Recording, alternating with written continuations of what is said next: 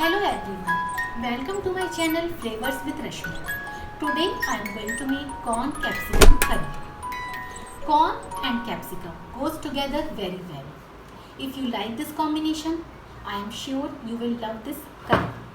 This curry is very easy to make. Only you need to do few preparations like chopping vegetables, boiling corn and making paste of tomato. This won't take much of your time. If you like this recipe, hit the like button and don't forget to subscribe. Let's get started.